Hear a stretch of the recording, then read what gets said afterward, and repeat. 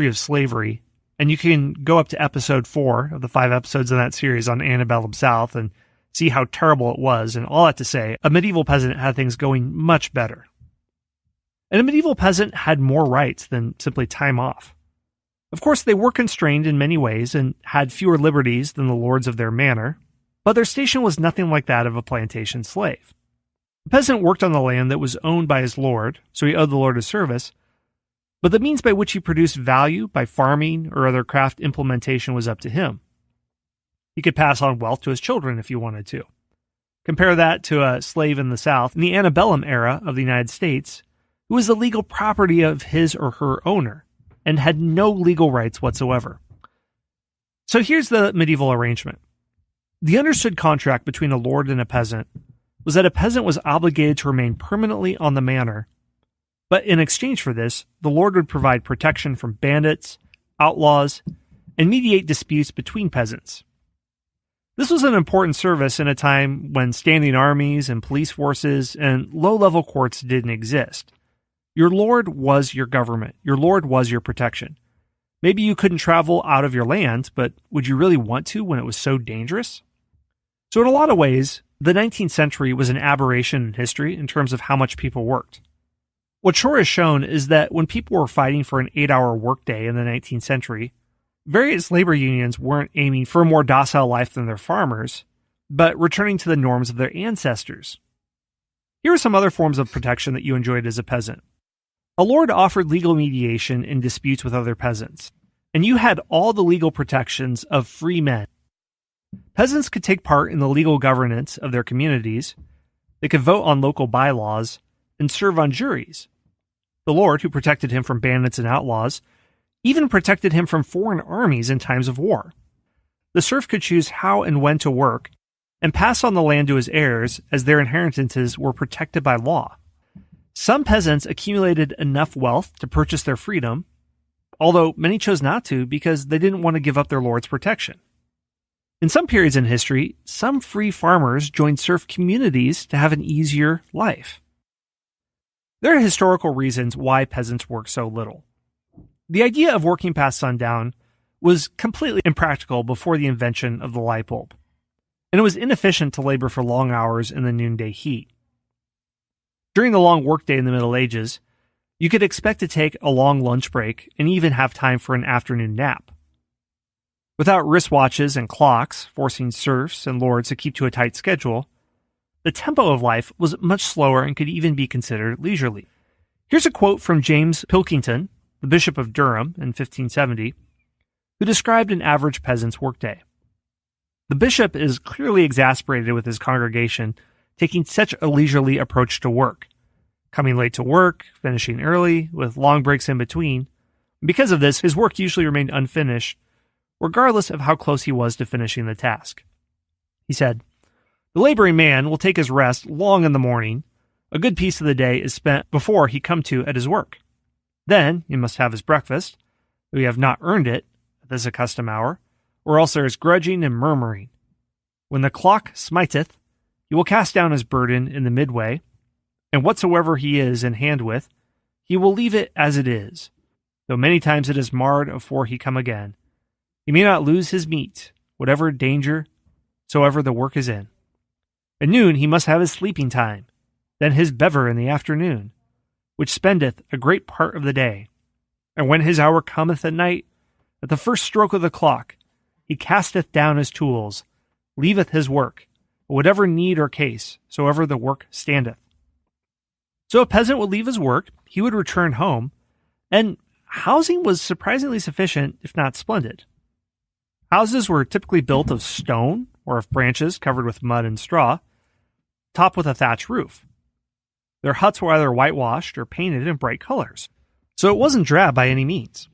The smallest huts had 1 room, but most had 2. A common room that included dirt floors and simple furnishings of stools, tables, chairs, and chests. Tools and pottery hung on hooks. Here there was an open fireplace and windows along the walls. Over the fire, a cauldron hung for the preparation of food. Livestock lived in the common room during cold winter nights in order to keep the house warm.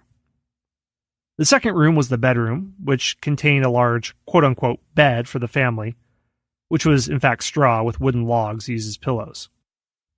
Peasants could even enjoy amenities like indoor lighting. Ian Mortimer notes in The Time Traveler's Guide to Medieval England that cheap, effective lighting was available for all, from the landed gentry to the lowest villein. The preferred frugal method of lighting was the rush, a reed that grew in most areas of Britain. Wild rushes were harvested, dried out, and stripped of their skin. The pith beneath served as a simple wick. It was then soaked in rendered animal fat, which is readily available on the estate, with plenty of livestock butchering going on. The fat dried, and the pith became an ignitable source of light. Peasant cottages would have lit up the countryside in the evenings. Most villeins lived in small villages or estates of 20 to 30 families.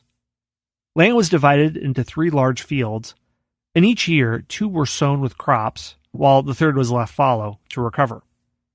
Each family had strips of land in each field. In terms of draft animal ownership, a peasant typically owned only 1 ox, so they pooled it with other peasants to create a team of oxen to pull plows. Men sowed grain and women planted peas and beans after the land was plowed. For livestock, a peasant family had a few cows, goats, sheep, chickens, and pigs, which produced milk, cheese, and meat.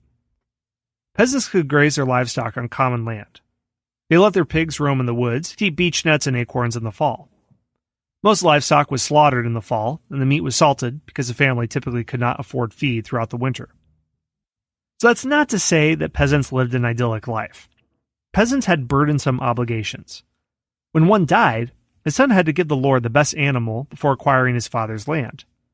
They had to grind flour in their lord's mill, provide him a portion of the grain for the privilege, and also bake bread in the lord's oven. And serfdom also became more exploitative in its final centuries of existence before it disappeared with the breakdown of the medieval social order during the times of the Black Death. That's when serfdom became the most exploitative. This culminated in the Peasants Revolt of 1381. This was a mass uprising that produced far-reaching effects on the legally defined social dynamics of England, so much that the English royal family became financially constricted to receiving funds from the sovereign crown as a result of this revolt. This is a public fund of monies derived from the government's revenue associated with the estate of the crown, instead of the more exploitative system of direct taxation on subjects. So basically with the Peasants' Revolt, what happened is that there was a poll tax put on peasants in the end of the 14th century. At this time, there was a greatly reduced labor pool because of the Black Plague. Fewer workers were available, and the amount of unoccupied land increased. Feudal landholders enticed peasants with greater pay, but then restricted them from returning home. To make matters worse, the Statute of Laborers was passed in 1351, which rolled back the pay cap to artificially low pre-plague levels. They weren't getting paid their market value. This caused unrest and bitterness, and added to this was the church demanding free work of its land from peasants. But what really triggered the revolt was increasing poll taxes used to finance England's wars. Well, after the revolt ended, wages were allowed to be set by the market, and this and other factors led to the end of serfdom. Rapid demographic growth from the 11th to 14th centuries strengthened the villeinage, or the feudal system, but by the 14th century Black Plague, chronic labor shortages led to a rise in peasant wages. Lords tried to poach workers from other lords by incentivizing them with higher payment. Parliament couldn't control the growth in wages. The system of serfdom broke down in England by the 15th century. Anyway, all that to say, before the system broke down at its height, there were many unattractive features in the Middle Ages, such as getting the plague and dysentery, lack of modern medicine, lack of safety. We have to admire the work schedule as being far more relaxed than the overly stressful working world of the 21st century. Hey everyone, Scott here. One more brief word from our sponsors.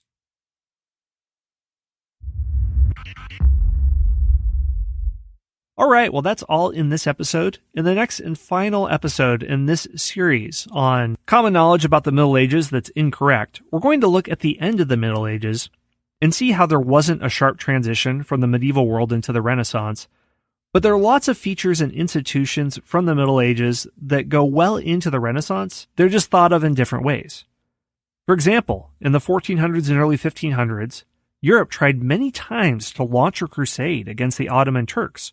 But instead of inspiring the masses with middle-aged propaganda about protecting the Holy Land or protecting pilgrimage routes or recovering holy relics and icons and pieces of the True Cross, it fires people up by using humanist reasoning, saying that the Turks are like the Trojans, us Europeans are the noble Greeks like in Homer's The Iliad.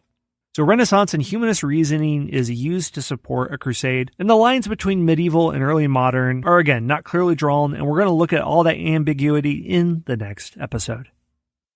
All right, well that is the show for today. Thank you so much for listening. First of all, I'd like to thank the Knowlton's Rangers, and especially our spy masters, Baron Freza, Carl from Norway, Chris Romaine, Moondoggy from Ohio, and Rick Knowlton, and I'll explain what that means in a second. If you like the show, please leave a rating and review on the podcast listener of your choice, whether it's iTunes, whether it's Stitcher, Google Podcasts, whatever. Also, we have a Facebook page. You can join us there to keep up the discussion on latest episodes. And finally, if you really want to dig in deeper with this show, I encourage you to join the Knowlton's Rangers. The Knowlton's Rangers were an elite reconnaissance and espionage detachment of the Continental Army in the Revolutionary War, but it's also the name of the History Unplugged membership program. Learn how to join by going to patreon.com/unplugged. So here's what you get if you become one of the Knowlton's Rangers. If you join at the level of Scout, you can get early access to new podcast episodes, along with enjoying absolutely every single episode of the History Unplugged podcast ad-free. All 270 and counting episodes. If you join at the level of Intelligence Officer, you can also get access to premium episodes, like a multi-part series on the life of Audie Murphy, the most decorated combat soldier in World War II, or the 10-part series Ottoman Lives, a series that looks at the cast of characters that made up the Ottoman Empire, such as the Sultan, the Eunuch, the harem servant girl, and the soldier. And finally, if you join at the level of Spy Master, you get all the same stuff as the Scouts and Intelligence Officers, but you also get a shout-out to you and or your business at the end of each episode, a 3-pack of hardcover history books, plus you will be put at the very front of the line for me to answer your question about history, and I can guarantee I will dedicate an episode that's about an hour long or so to your question. Sign up at patreon.com/unplugged. Again, that's patreon.com/unplugged. Anyway, those are the ways you can help out the show. Thank you so much for your support. Thanks for listening to the History Unplugged podcast. Be sure to subscribe to the show to get your daily dose of all things history related, from ancient Greece to the Cold War. We'll see you next time at the History Unplugged podcast.